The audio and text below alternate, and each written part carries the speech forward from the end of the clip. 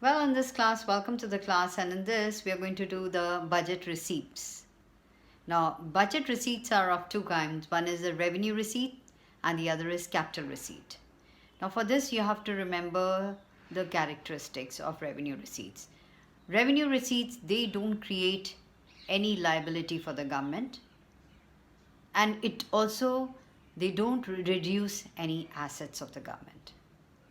Whereas when you're talking about the capital receipts, what happens is that they do create a liability for the government and they reduce an asset of the government. So basically, these are the characteristics. Now, let me just differentiate the two on the basis of, you can just see this. I can differentiate between the two on the basis of, say, meaning, the nature, obligation, and some examples. You can see that. On these bases, I can differentiate revenue receipts and capital receipts. So, revenue receipts means they do not create any liability nor reduce any asset of the government. And capital receipts, they either create a liability and or they also reduce some asset of the government. And the nature, let's take revenue receipts. They are regular and recurring in nature. The revenue receipts. Now, if you talk about tax, of course, it is regular and they are recurring in nature. Capital receipts are irregular and non-recurring in nature. So, if you're thinking about a capital receipt as, for example, a recovery of loan, or you're talking about disinvestment, this is not recurring. It's not a recurring thing.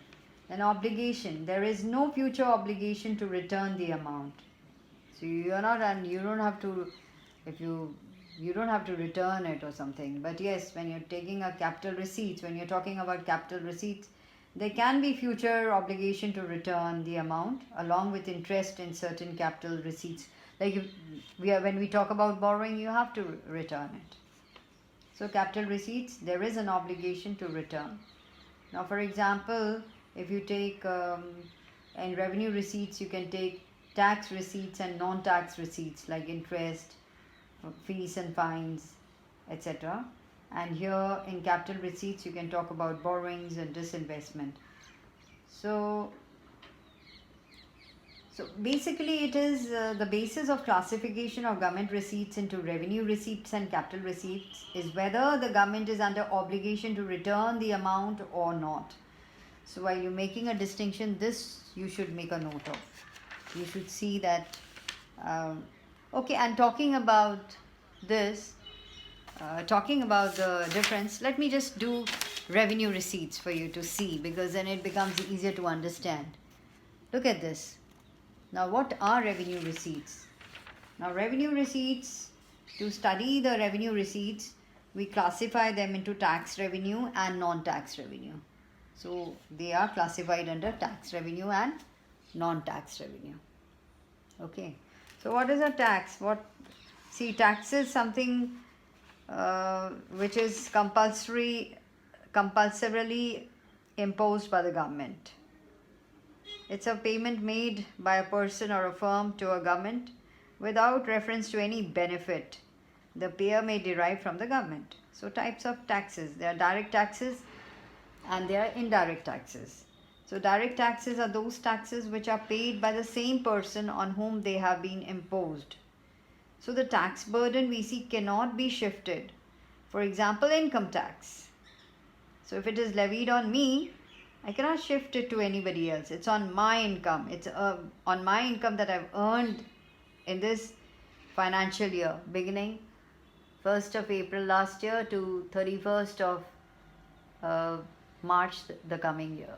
Or if we take this year, then 1st of April from say 2020 to the next year, 31st March 2021. So every person who's liable to pay tax has to bear the burden of this tax himself. Similarly, corporation tax is levied on the profits of the company. So it is paid by the company itself. Now, what are indirect taxes? Now, indirect taxes are those whose burden, partial or whole, can be shifted.